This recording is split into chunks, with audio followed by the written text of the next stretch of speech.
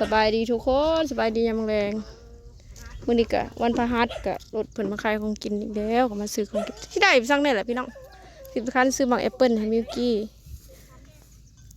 ก็เพิ่นมาคูเถื่อก็ได้ซื้อคูเถื่อของกินแล้วก็เฮาก็ไปซื้อข้างนอกตลาดแน่หมูครบเด้อจักที่ได้สั่งได้พี่น้องไข่ก็ยังอยู่ปลาทูก็ยังอยู่แล้วก็เจ้าก็บ่ฮู้สิกินยังคือกันรักเซเว่นข้าวแม่เบิ้งรถเวลามันออกมันน้ำแล้วก็รถเขากายแล้วมันหนักไหลรถต้องมีอยู่ช่างแน่ลูกค้าคนกันเล่นอย่างเป็นต้องมีอยู่ช่างคนคืมผ้าคืมคนบางไงทุกคนคืมกล่องมันเอ้ามันชมกับอากาศร้อนๆเราเอาเลยดูจักสิเอาสั่งหมดผมคิดว่าออกเลย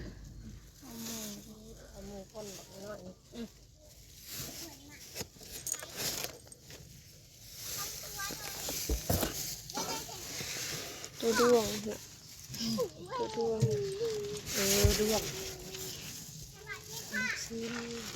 จะคุยกับหมูสวัสดีค่ะ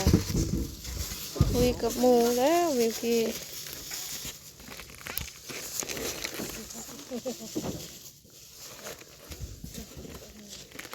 ทุกชิ้นนี้ก็มีทุกคนเอาหมู50ใส่กรอกแดงซื้อไปแล้วให้วิวกี้มันนะเพิ่นกินเพิ่นเบื่อแล้วพี่น้องซื้อแบบนี้แหละให้เพิ่นกินมันใส่กรอกสีอื่นเพิ่นบ่มักแต่สีนี้จักสิเอายังดอกตัวเองค่ะแมงจีนายก็มีไม่เอาไข่บ่ไม่เอาไข่เครื่องในมีอันเดอร์สิชมบ่ต้องเป็นอะไรพอดีกินไม่ยังแหนมฮะเอามาแอปเปิ้ลนะนี่กี่กันแหนมแล้วก็ส้มมันส้มมันเป็นถ้ามันส้มมันเป็นน้ำมันเป็นมันก็คือห่อส้มมันคือห่อส้มถ้ามันเป็นแห้งมันก็กินได้ทอน60แม่นี่ก็ต้องซื้อขอบใจเกิดกันลงซื้อช่างคิดออกไม่ฝักบัวนางควายกับมีพี่น้องนางควายยุ่งครบมันไม่ยังครบไปลิ้นแล้ว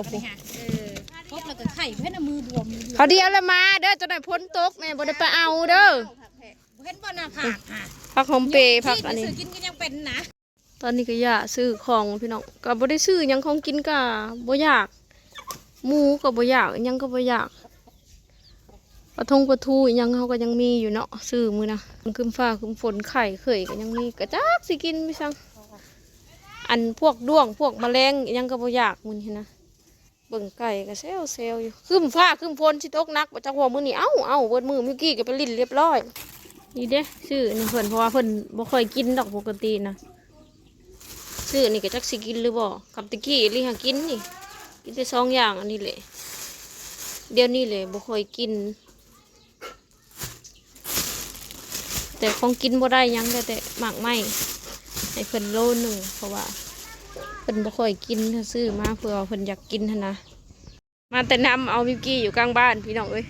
ไปซื้อของรถตลาดว่าเห็นกระเจ้าไปลิ้นน้ำกระเจ้าบ่ได้อยากมาได้นี่คำโบมืดคำโบว่าพลชิมานี่บ่ได้มาได้นี่ตัวสารพัดจังยอมมาอย่าไปเด้อเขาจับเด็กน้อยเด้อมันมีแม่พ่อนี่อ่ะน้อยผู้ใดไปผู้เดียวเขาจะจับขึ้นรถไปโลดก็เรื่องจริงเลยทุกคนมันว่าข่าวจับเด็กน้อยขึ้นรถคู่มือนี่มีระบาดดีขาดสายตาบ่ได้เอ้ยคำโบมืดอีบ่ได้มาได้นี่บ่ได้อยากมาได้นี่ก็ได้หาปาดวางแอปเปิ้ลนี่กินก่อนเด้อหาพานเปลือกมันออกให้กันเด้อกินบ้างแอปเปิ้ลบักอันนี้มันแห้งหลอกไปหลอกมานำนี่เอามันชิงอยเจ็บตอนนี้กับฝนตกพี่น้องเอ้ยผดังแตกปังตกแห้งตอนนี้เขาก็ห่วยผดังแตกอีหล่ากินแซ่บบ่หมักแอปเปิ้ลกับมักเกียงฮะข ายแต่ถึงหน่วยหวานแล้วเพิ่นกินหน่วยบ่แซ่บเพิ่นก็บ่กินอีกได้พี่น้องมันมืดแน่เด้อเปิดไฟอยู่แต่ว่ามันมืดเลยมืดแน่เฮือนก็สิหกเนี่ยอยู่ในเฮือนครัวเด้นี่กำลังดังไฟสิต้มมาม่าหมูมากาไก่ก็บ่อยากกินมาม่าพี่น้องเอ้ยบ่ได้กินดุดอกเฮิงกินเทื่อหนึ่งมาม่าที่ข่อยซื้อมาไว้เนาะอันนี้จะเป็นไข่มิกกี้เพิ่นแกะกินก่อนนะไข่ว่าจะกินกับมาม่าเลยนี่มีแต่เส้นมาม่าเด็กน้อยยังมากินเส้นมาม่าดิบกินมาม่าดิบเด้อค่ะของซื้อประจำติดเฮือนครัวก็จะมีอันโจ๊กให้มิกกี้เพิ่นมักกินโจ๊กกินไข่แม่แกะแล้วเลยลูกรสกับรสเย็นตาโฟส่วนของมิกกี้ของเพิ่นจะบ่ได้ปรุงนะพี่น้องเพิ่นกินเผ็ดบ่ได้จะบ่ได้ปรุง